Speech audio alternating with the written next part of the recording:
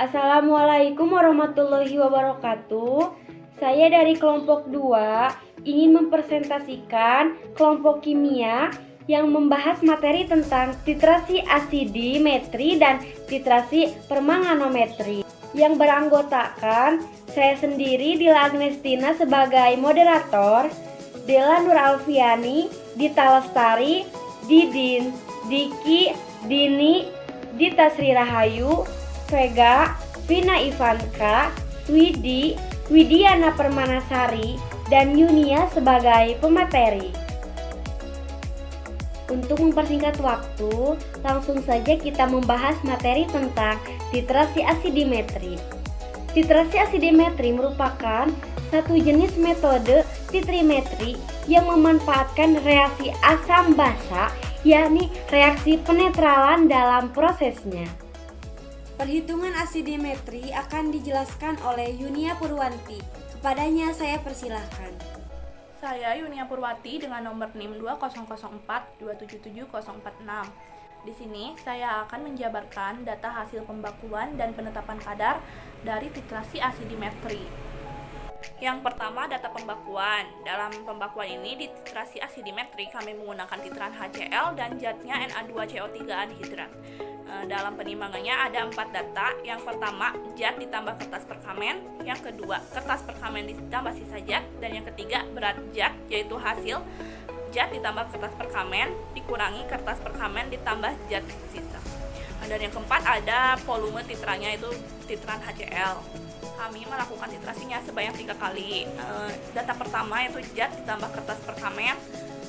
Yang pertama 430 mg, yang kedua 420 mg, dan yang ketiga 425 mg. Data yang kedua itu kertas perkamen ditambah sisa zat. Yang pertama itu ada 280 mg, yang kedua 270 mg, dan yang ketiga 275 mg. Yang ketiga ada berat zat, yaitu hasil dari zat ditambah kertas perkamen dikurangi kertas perkamen ditambah sisa zat. Jadi yang pertama 430 dikurangi 280 menghasilkan berat zat yaitu 150 mg. Yang kedua 420 mg dikurangi 270 mg menghasilkan berat zat 150 mg. Dan yang terakhir 425 mg dikurangi 275 mg menghasilkan sama 150 mg. Untuk volume titranya, yang pertama kami habis 3,25 ml, percobaan kedua 2,5 ml, dan percobaan terakhir 15 ml. Yang kedua ada data penetapan kadar. Kami menetapkan kadar boraks dengan titranya masih sama HCl. Untuk datanya masih sama seperti data pembakuan. Untuk data yang pertama kami mendapatkan 430 mg, yang kedua 420 mg, dan percobaan yang ketiga 425 mg. Untuk kertas perkamen ditambah sisa zatnya kami mendapatkan 280 mg, percobaan kedua 270 mg, dan percobaan ketiga 275 mg. Untuk berat datanya semuanya 150 mg. Dan untuk volume titrannya, untuk percobaan pertama kami habis 0,95 ml, untuk percobaan kedua kami 1 ml, dan percobaan ketiga kami yaitu 6 ml. Untuk yang selanjutnya akan dilanjutkan oleh Widiana Permanasari. Kepadanya saya persilahkan. Saya Widiana Permanasari, NIM 20042777045. Di sini saya akan menjelaskan perhitungan asidimetri.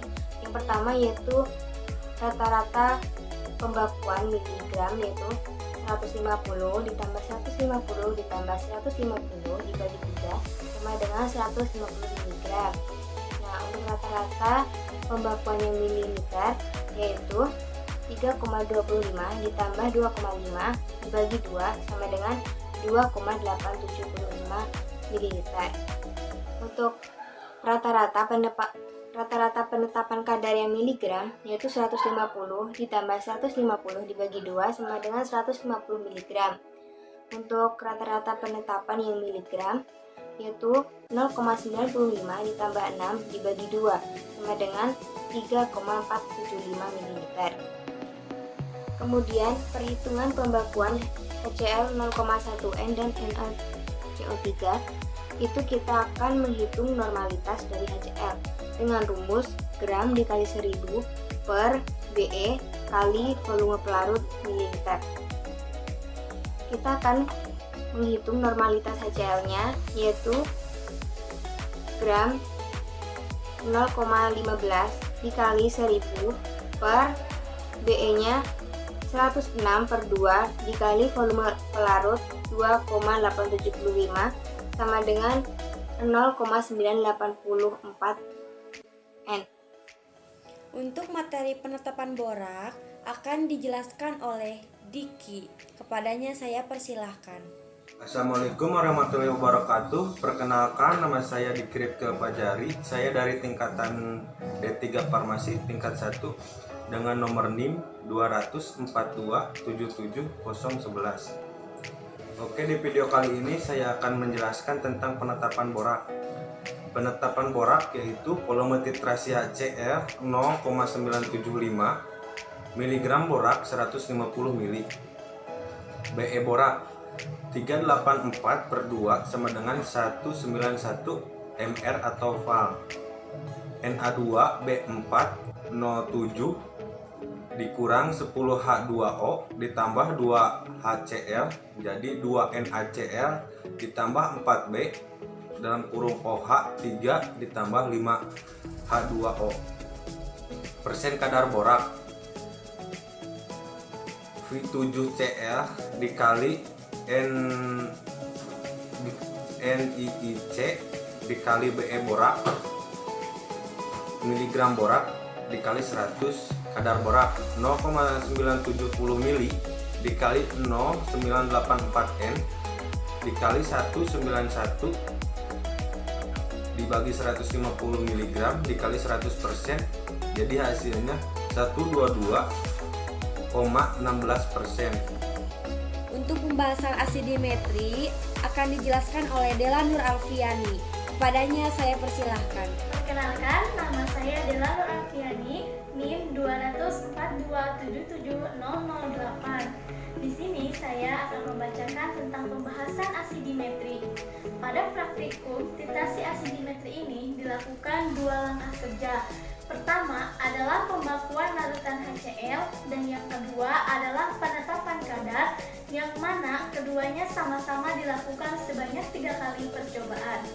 Pada proses pembakuan larutan titrasi Na2CO anhidrat dengan Aquades, sedangkan pada proses penetapan kadar larutan yang titrasinya adalah Na-B407 yang dilarutkan dengan Aquades. Kemudian, kedua larutan tersebut masing-masing ditambahkan indikator metil merah sebanyak 3 tetes dan titrasi dengan HCl 0,1 N. Hasil titik akhir titrasi pada saat percobaan pembakuan HCl ketiga menghasilkan perubahan warna larutan menjadi merah jambu pucat. Warna itu didapat dalam percobaan ketika sudah dititrasi dengan HCl volume yang berbeda, sehingga diperoleh normalitasnya pun berbeda. Pada percobaan larutan Na2CO3 dititrasi dengan menggunakan HCl 0,1 N dengan volume sebanyak 3,2 ditambah 2,5 mili sehingga diperoleh rata-rata HCl-nya yaitu 3,875 mili. Untuk yang selanjutnya akan dilanjutkan oleh Vega. Kepadanya saya persilahkan. Assalamualaikum warahmatullahi wabarakatuh. Perkenalkan, nama saya Vega Novayanti Elista. Saya akan meneruskan pembahasan dari Dela. Hasil titik akhir titrasi pada saat proses penetapan kadar ketiga percobaan sama-sama menghasilkan perubahan warna larutan menjadi warna merah jambu pucat. Warna ini didapat dari percobaan ketika sudah dititrasi dengan HCl. Volumenya berbeda juga sehingga diperoleh penetapan kadar yang berbeda pula. Pada percobaan larutan Na2B407 dititrasi menggunakan HCl 0,1 N dengan volume sebanyak 0,95 ditambah 6 dibagi 2 sehingga diperoleh rata-rata penetapan kadar Na2B407 yaitu 3,475 mili. Untuk kesimpulan asidimetri akan dijelaskan oleh Dini. Kepadanya saya persilahkan. Bismillahirrahmanirrahim. Perkenalkan, nama saya Dini Umayati Rahmah. NIM 2004-277-013. Saya akan menerangkan tentang kesimpulan literasi adiametrik. Literasi adalah proses penuturan volume larutan yang terdapat dalam urat yang ditambahkan ke dalam larutan lain. Yang diketahui volume sampai terjadinya reaksi sempurna atau penuturan volume literasi yang diperlukan untuk mencapai titik equilibrium. Titik equilibrium adalah saat yang menunjukkan bahwa equilibrium reaksi yang sama. Adiametrik adalah penuturan produksi asam dengan penggunaan larutan batu basah. Literasi asidimetrik termasuk ke dalam literasi metalik. Sekian, terima kasih.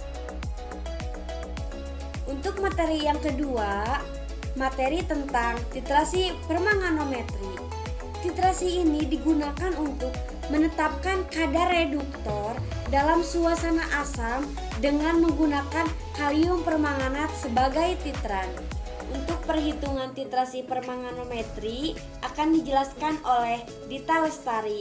Kepadanya saya persilahkan. Saya Dita Lestari, NIM 2004-277-009. Di sini saya akan membacakan tentang data pembakuan dan data penetapan kadar dari titrasi permanganometri. Untuk yang pertama adalah data pembakuan. Untuk BM dari asam oksalat yaitu 90. Pada percobaan yang pertama, zat ditambah kertas perkamen yaitu 430 mg. Kemudian kertas perkamen ditambah sisa zat yaitu 280 mg. Kemudian berat zat A dikurangi B yaitu 150 mg dengan volume titran KMNO4 yaitu 16,3 mili. Untuk percobaan yang kedua, zat ditambah kertas perkamen yaitu 420 mg. Kemudian kertas perkamen ditambah sisa zat yaitu 270 mg. Berat zat A dikurangi B 150 mg dan volume titran KMNO4-nya 50 mili. Untuk percobaan yang ketiga, zat ditambah kertas perkamen yaitu 425 mg. Kemudian kertas perkamen ditambah sisa zat yaitu 275 mg. Kemudian berat zat A dikurangi B 150 mg dengan volume titran KMNO4-nya 50 mili. Kemudian yang kedua, data penetapan kadar. Untuk BM dari Fe-nya yaitu 56. Untuk percobaan yang pertama, zat ditambah kertas perkamen yaitu 430 mg. Kemudian kertas perkamen ditambah sisa zat yaitu 280 mg. Berat zat A dikurangi B yaitu 150 mg dengan volume titran NaOH yaitu 28,5 mili.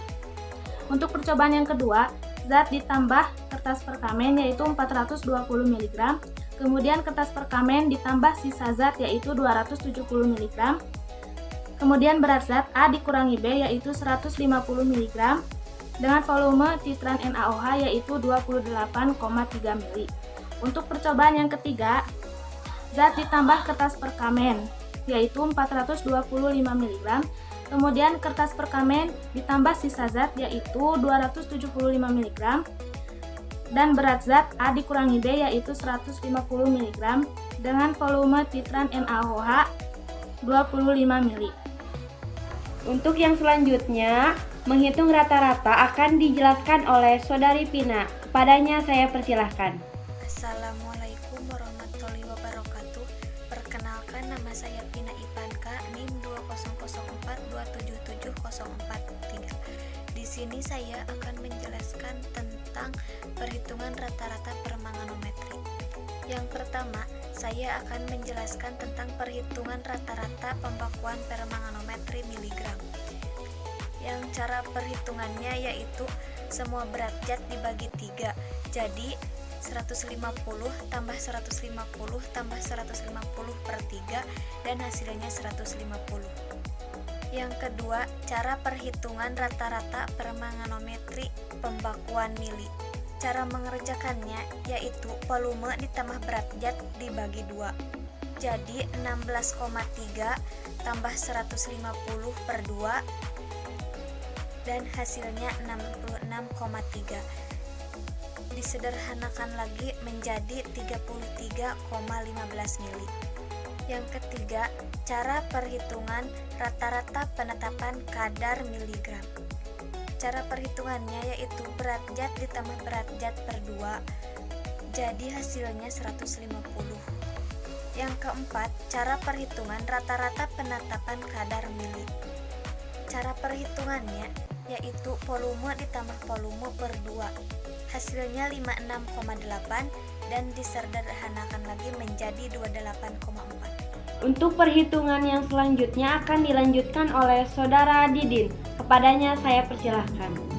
Assalamualaikum warahmatullahi wabarakatuh. Nama saya Didin Awaludin dengan NIM 20042777010. Di sini saya akan membaca perhitungan NH2 C204 sama dengan Mg zat yang diuji, Mr per Val kali Pi titran sama dengan 150 per 90 kali 50 per 3 sama dengan 150 per 1500 sama dengan 0,1 N.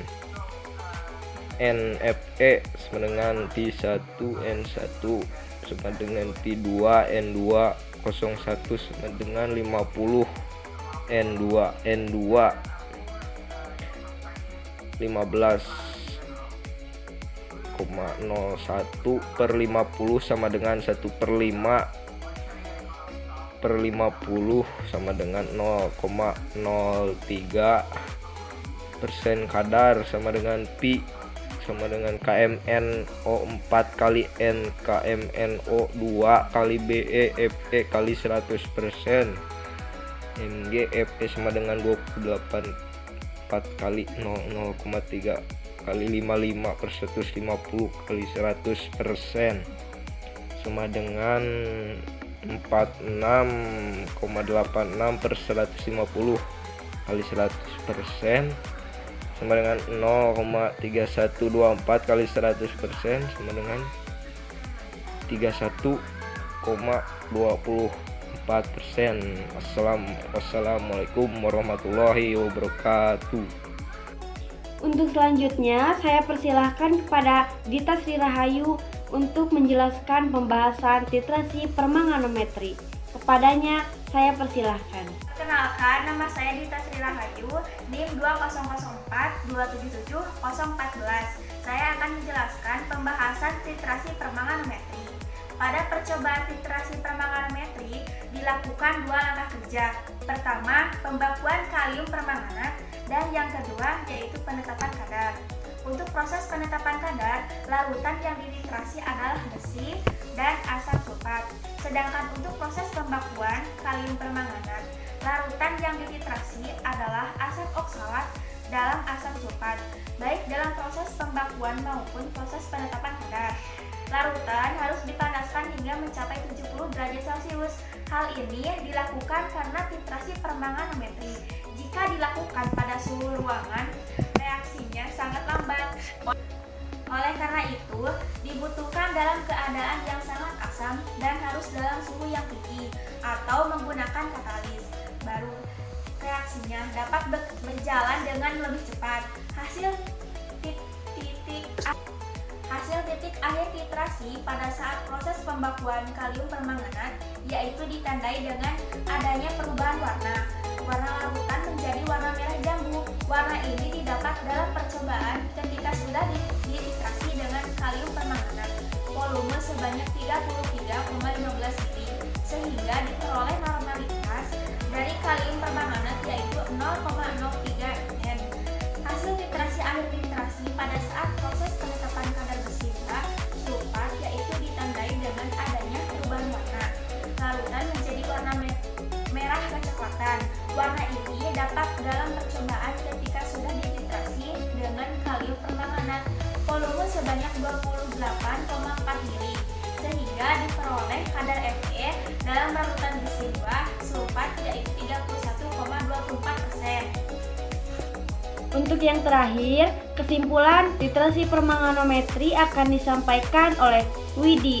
Kepadanya saya persilahkan.